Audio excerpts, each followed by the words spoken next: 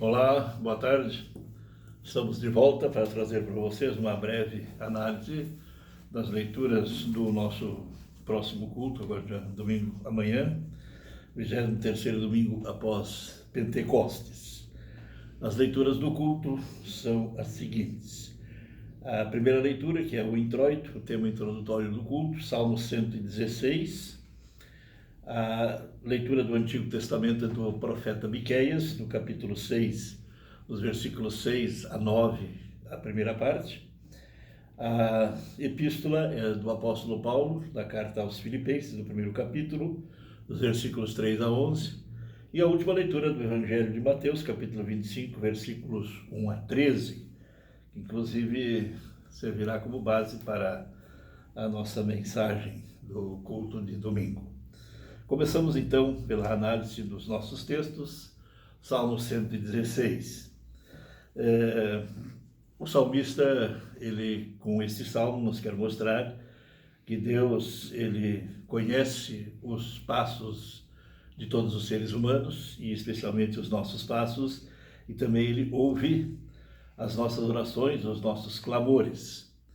E neste salmo ele agradece a Deus por tê-lo livrado, salvo da morte, e retribui isso com ofertas de ação de graças, ou seja, não só com o muito obrigado, mas também trazendo ofertas no templo.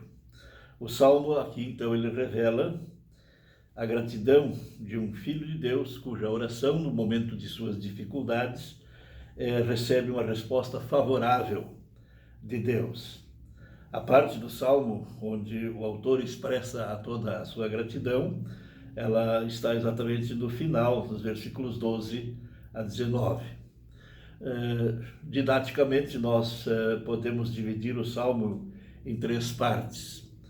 A primeira parte, o Salmo 116, 1 a 4, o salmista inicia o Salmo com uma expressão de fé e de confiança na escuta e na certeza de que Deus ouve, atende e responde às nossas orações.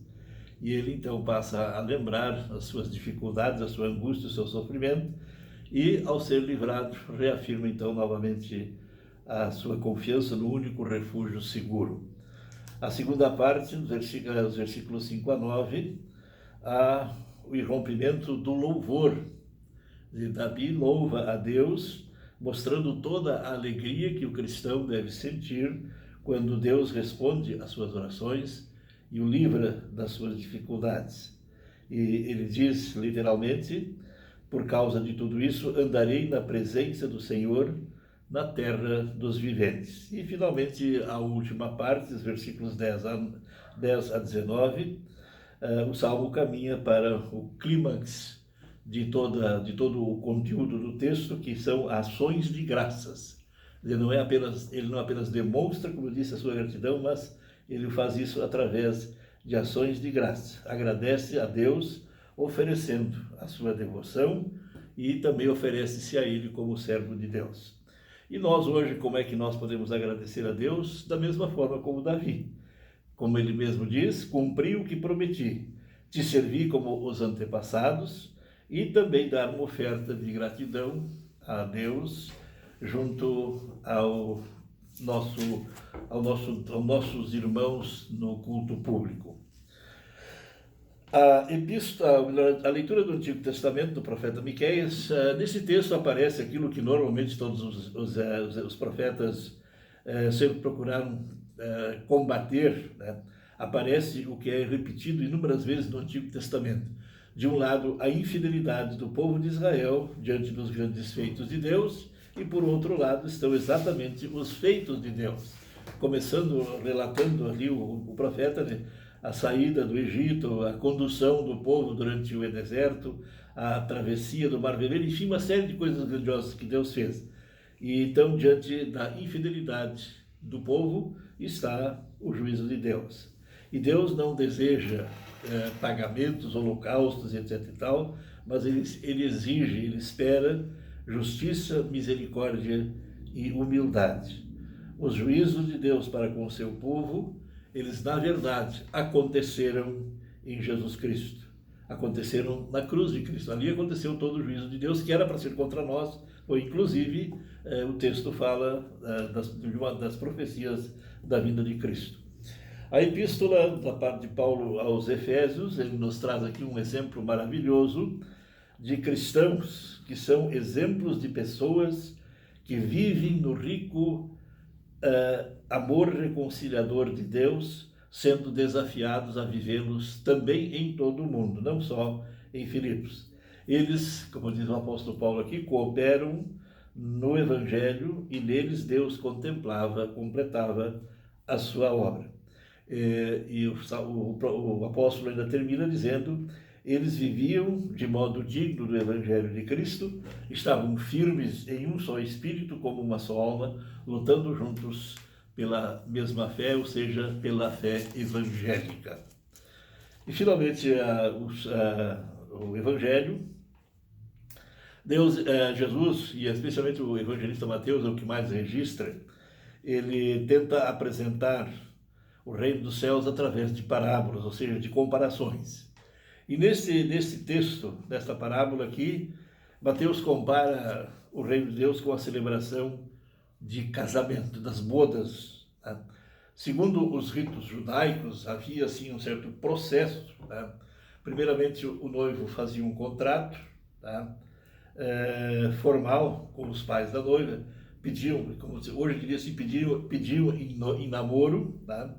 Depois de um certo tempo de namoro, acontecia o noivado, onde então o noivo ele apresentava os seus presentes, aquele famoso dote que eles tinham que apresentar para a noiva. Se vocês lembram, por exemplo, Jacó, ele teve que trabalhar 12 anos, né? O dote dele foi 12 anos de trabalho, melhor, desculpe, 7 anos de trabalho pela esposa, depois mais 7 pela outra. E depois de cerca de mais ou menos um ano após o noivado, então acontecia o casamento. E as virgens, elas aparecem exatamente aqui. Elas eram amigas da noiva, que iam buscar o noivo e o acompanhavam até o encontro com a noiva. E como não havia assim uma previsão de que o noivo estaria pronto tal hora, então elas tinham que estar preparadas. Por isso temos aquelas 5 virgens que estavam preparadas e as que não estavam preparadas. Mas, resumindo, então, toda a história aqui, o sentido, o Jesus ele nos quer mostrar que não estar preparado, ou seja, não ter fé, não crer em Jesus como Salvador e não permanecer nessa fé é falta de juízo. Tem outros falam que é loucura. Isso também mostra, por exemplo, o fato de que elas deveriam esperar que Deus ele volta quando às vezes menos se espera, ele volta de repente. E não haverá tempo de se fazer absolutamente mais nada. As virgens não preparadas foram comprar óleo, quando voltaram já era tarde. Então, ou nós estamos preparados ou não estamos preparados. Como nós já falamos no último encontro aqui, Paulo ele ressalta esse aspecto muito bem quando ele diz que o dia da salvação é agora. No reino dos céus não existirá aquele jeitinho brasileiro que nós temos aqui, que você ainda consegue entrar no banco mesmo depois dele ter encerrado as portas. Quando Jesus voltar, esse jeitinho não vai existir mais. Por isso é que a nossa fé, ela deve estar sempre alimentada da palavra de Deus. Muitas vezes a gente dá preferência para outras coisas, em prejuízo do fortalecimento da nossa fé, o que é completamente errado. Jesus diz que isso é falta de juízo. Portanto, o que Jesus nos aconselha aqui, fique conectado com Jesus permanentemente, porque somente Ele pode evitar este apagão eterno. Não tem jeitinho e não tem prorrogação. Isso é o que nos diz, então, essa leitura do Santo Evangelho. Tenham todos uma boa leitura.